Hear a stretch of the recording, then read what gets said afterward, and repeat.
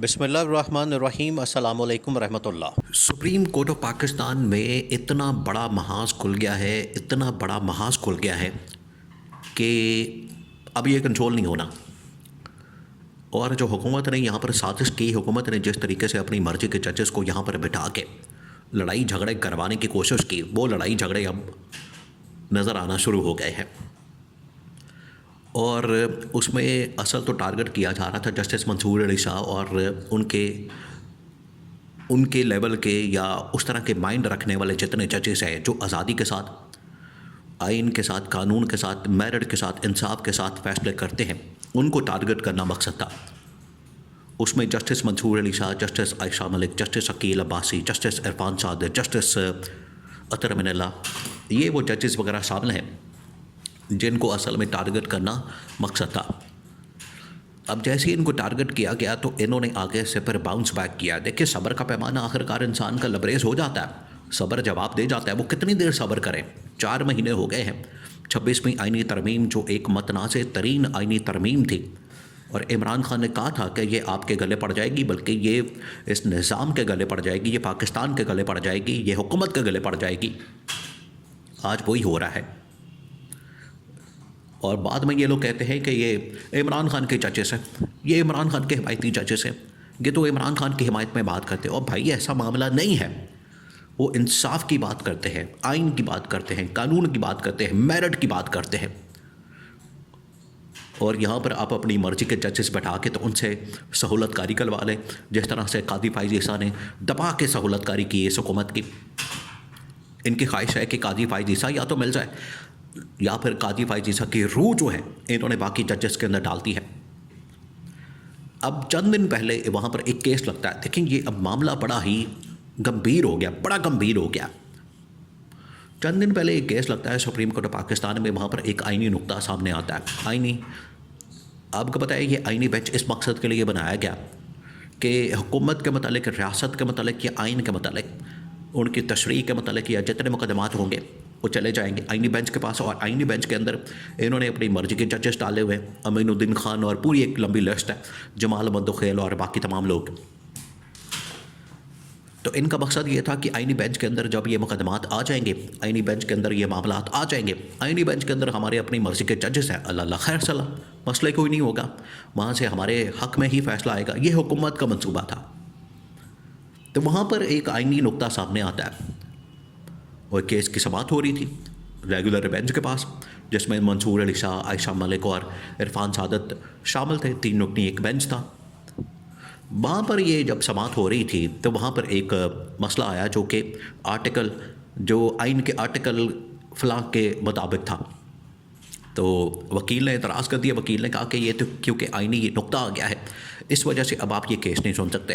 ये बात करनी थी कि तीनों जज जो है वो सुप्रीम कोर्ट की छत फाड़ के निकल गए। उनको गुस्सा चढ़ गया। उन्होंने कहा कि हम ये केस सुन रहे हैं, हमारे पास ये केस लगा हुआ है, हम इसकी समाअत कर रहे हैं, आपने पकड़ के तो हमारे ऊपर एतराज़ लगा दिया और हमारे दायरे इख्तियार को चैलेंज कर दिया। उन्होंने कहा बाकी चीज़ों तो छोड़ें, पहले इधर रखें साइड पे, पहले हम इसका फ़ैसला करेंगे, तयन करेंगे कि 26वीं आइनी तरमीम के नतीजे में हमारा दायरा इख्तियार है क्या हम ये केसेस सुन सकते हैं या नहीं। वहाँ पर तीनों जजेस ने इत्तफाक किया इस बात के ऊपर, क्या हमारे जो दिमाग है वो काम नहीं करते? आइनी नुक्ता आ जाएगा तो क्या उस मामले में सिर्फ एक ही शख्स का दिमाग काम करता है? जस्टिस अमीनुद्दीन खान की तरफ इशारा था कि जस्टिस अमीनुद्दीन खान ही सिर्फ फैसला करेगा इस बात का, जस्टिस अमीनुद्दीन खान ही डिसाइड करेगा। आइनी नुक्ता आ गया तो उसकी तशरीह अब वो करेगा, अब वो उसका फ़ैसला करेगा या वो उसको डिसाइड करेगा। बाकी लोगों का क्या दिमाग नहीं काम करता?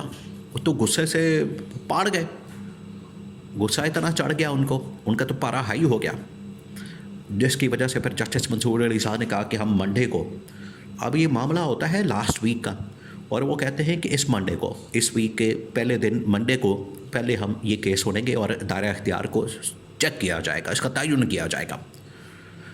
अब गवर्नमेंट की दौड़ें लग जाती हैं क्योंकि उसके नतीजे में 26वीं आइनी तरमीम इनकी बढ़ जानी थी, 26वीं आइनी तरमीम इनकी फ़ारग हो जानी थी, और यहाँ पर दायरा इख्तियार जो है रेगुलर बेंचेस का उसकी तरह से बहाल हो जाना था।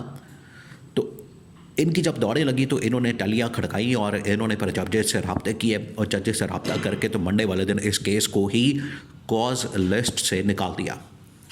कॉज लिस्ट के अंदर केस लगे होते हैं, एक कॉज लिस्ट जारी होती है 24 घंटे पहले, 48 घंटे पहले। तो उसके अंदर केसेस होते हैं कि फ़लाँ केस इस बेंच के सामने, फ़लाँ केस इस बेंच के सामने लगेगा। ये वाला केस भी लगा हुआ था, लेकिन सुबह जब आते हैं तो जस्टिस मंसूर अली शाह और ये दोनों जजेस आ जाते हैं, वहाँ पर केस ही नहीं होता।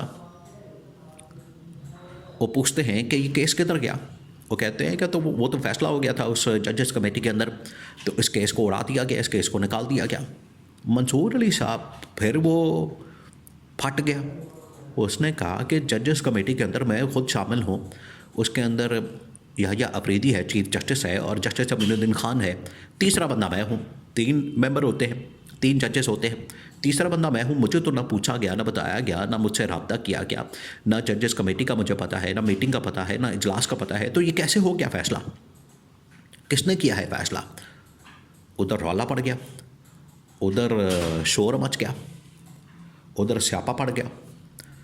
तो वो फिर जो जस्टिस मंसूर अली शाह है उसने फिर नोटिस कर दिया रजिस्ट्रार को भी, डिप्टी रजिस्ट्रार को भी, और कहा कि आप लोगों ने किसकी इजाज़त से ये फ़ैसला जो है यहाँ से कॉज लिस्ट से निकाला है और इस फ़ैसले को मुअत्तल किया है, और या इस फ़ैसले को यहाँ से निकाल के इसको लगा दिया है आईनी बेंच के सामने। और आईनी बेंच के सामने अब 26वें आईनी तरमीम, फिर उसके बाद इंतखाबात का मामला, ये तमाम केसेस लगा दिए गए हैं ताकि वहाँ पर जो है इनका फ़ैसला हो जाए। वहाँ पर इनका जैसे ही फ़ैसला हो जाएगा तो फिर उसके बाद हम कह तो सकेंगे, क्योंकि 26वीं आईनी तरमीम अब ठीक हो गई है, वहाँ से उसके हक़ में फ़ैसला आ गया है, दरख्वास्तें निपटा दी गई हैं, इंतखाबात की दरख्वास्तें निपटा दी गई हैं, लिहाजा अब हमें कोई नहीं पूछने वाला। ये गवर्नमेंट का प्लान है। और जितनी दरख्वास्तें इस वक्त सुप्रीम कोर्ट के अंदर पड़ी हैं वो तमाम की तमाम दरख्वास्तें हैं इमरान खान की। इमरान खान ने ही 26वीं आईनी तरमीम को चैलेंज कर रखा है, इमरान खान ने इंतखाबात को चैलेंज कर रखा है, और अंदर जो जजेस 26वीं आईनी तरमीम के ख़िलाफ़ आवाज़ उठा रहे हैं वो इमरान खान के जजेस नहीं हैं, वो आइन और कानून के हक़ में आवाज़ उठा रहे हैं, आइन और कानून की बात कर रहे हैं। उनकी जानिब से जो बात हो रही है वो मेरिट के ऊपर बात हो रही है, जबकि ये चीफ जस्टिस यहया अफरीदी और जस्टिस अमीनुद्दीन खान मुकम्मल सहूलतकारी हुकूमत की करने में मसरूफ़ है। और इसी वजह से इन लोगों ने 26वीं आईनी तरमीम की ताकि इनको बेनिफिशरी बनाया जाए, और ये बेनिफिशरी बन के अब सहूलतकारी करने में मसरूफ़ है, और सुप्रीम कोर्ट के अंदर फटा पड़ गया। तो अब ये महाज नहीं रुकना, अब ये महाज चलता रहेगा।